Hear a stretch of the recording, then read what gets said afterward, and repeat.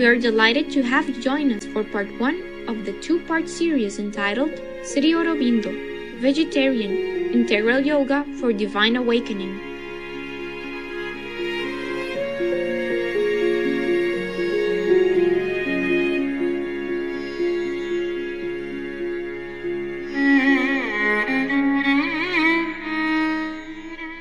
Sri Aurobindo was a 20th century enlightened master, poet, and writer.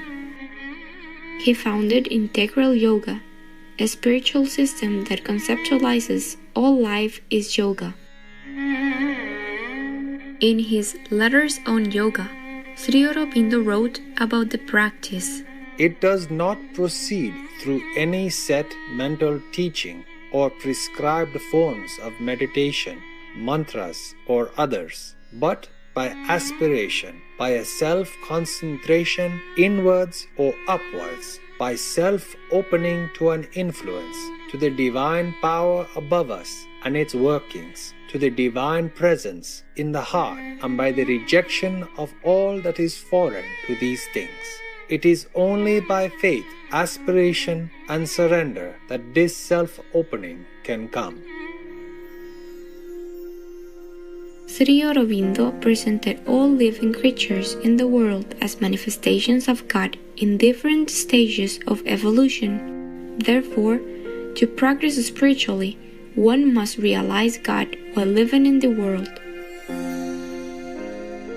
According to Sri Aurobindo, one's task is not only to realize God consciousness, but to exhibit it and to transform one's entire life in God consciousness. We must experience God and express God in daily life.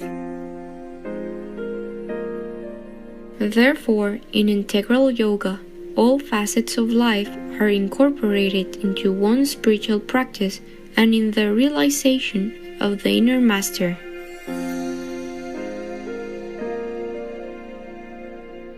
Born Aurobindo Ghose in Calcutta, India, on August 15, 1872. Sri Aurobindo came from a family who took pride in Western culture. His father, an assistant surgeon of the Rangapur in Bengal, wanted his sons to receive the best education and to take up a career in the Indian civil service.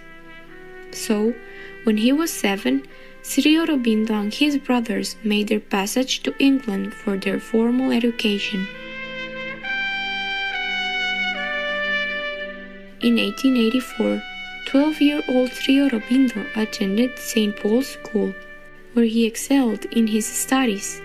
His outstanding academic performance earned him a scholarship to King's College in Cambridge. He was well grounded in Greek and Latin, and could also read French, German, Italian, and some Russian.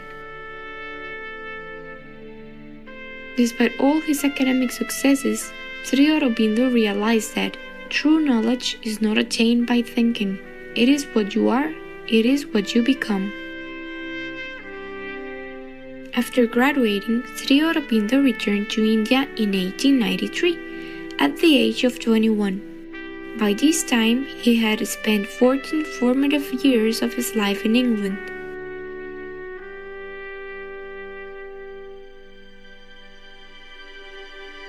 His name, Aurobindo, means lotus, which is the symbol of divine consciousness. And it seemed as though Sri Aurobindo's divine consciousness was beckoning him back to his homeland. The moment Sri Aurobindo set foot on Indian soil in Bombay, he had a spiritual experience. He was touched by a deep and abiding peace that, unbeknownst to him, heralded the beginning of Sri Aurobindo's blossoming spiritual life. Spending the next 12 years in Baroda, now known as Vadodara in the state of Gujarat, Sri Aurobindo worked in various administrative positions.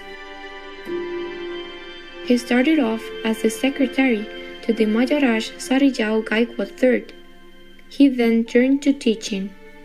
He was a gifted teacher with a great sense of humor and an unorthodox, mesmerizing coaching style. Remarking on Sri Aurobindo's unusually insightful eyes, Baroda College's principal Clark once said, "There is mystic fire and light in them. They penetrate into the beyond. If Joan of Arc heard heavenly voices, Aurobindo probably sees heavenly visions." Sri Aurobindo later went on to become the college vice principal. Cherished viewers, it's now time for a brief message.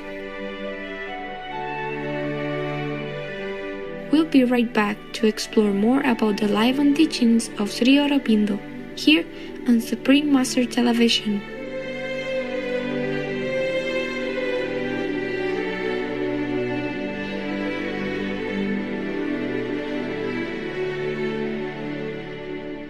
Welcome back to Sri Aurobindo, Vegetarian, Integral Yoga for Divine Awakening, Part 1 of 2.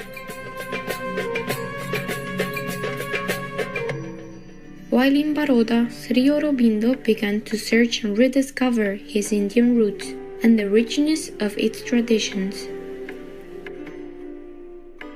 He read many literary works, the Mahabharata, the Ramayana, the Bhagavad Gita, Kalidasa's poetry, as well as the writings of Homer, Dante Alighieri, Horace, and many more. In linguistics, he studied Sanskrit, Hindi, Bengali, Marathi, and Gujarati. In addition, Sri Aurobindo penned and published his first collection of poems. Sri Aurobindo had several spiritual encounters during his time in Baroda. He saw the Godhead hovering above and protecting him, averting a potentially serious accident, and witnessed the living presence of Shakti in a Kali temple on the banks of the Narmada River. In another instance, a passing Naga sannyasi, Hindu ascetic, cured his ailing brother with a cup of mantra-infused water. This would be the experience that set Sri Aurobindo on the path of yoga.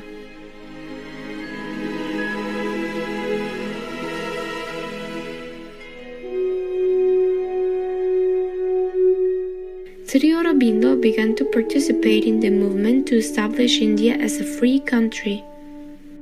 As with all things he was involved in, Sri Aurobindo devoted himself tirelessly to create an awakening in the Indian people for independence.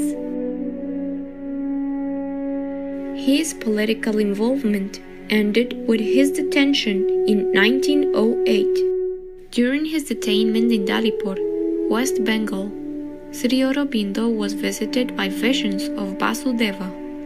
A spiritual transformation came over him. He saw God's presence in all things, even in those who had committed crimes. I looked at the prisoners in the jail, the thieves, the murderers, the swindlers, and as I looked at them, I saw Vasudeva. It was Narayana whom I found in these darkened souls and misused bodies. Awakened, Sri Aurobindo made the transformation from politics to spirituality. Sri Aurobindo describes his enlightenment in this beautiful poem, Thy Golden Light. Thy golden light came down into my brain, and the grey rooms of mind sun-touched became, a bright reply to wisdom's occult plane, a calm illumination and a flame. Thy golden light came down into my throat, and all my speech is now a tune divine, a paean song of thee, my single note. My words are drunk with the immortal's wine. Thy golden light came down into my heart, smiting my life with thy eternity. Now has it grown a temple where thou art, and all its passions point towards only thee. Thy golden light came down into my feet. In a lecture on March 21st, 1989, Supreme Master Thiêng Hải spoke of Sri Aurobindo's enlightenment. 以前呢，在印度有一位大名师啊，他被关在那个牢狱里面的时候，他就打坐嘛。他每天继续修行啊，他没有感觉到不自在，因为我们打坐那个方法好的时候，我们的神识可以出去。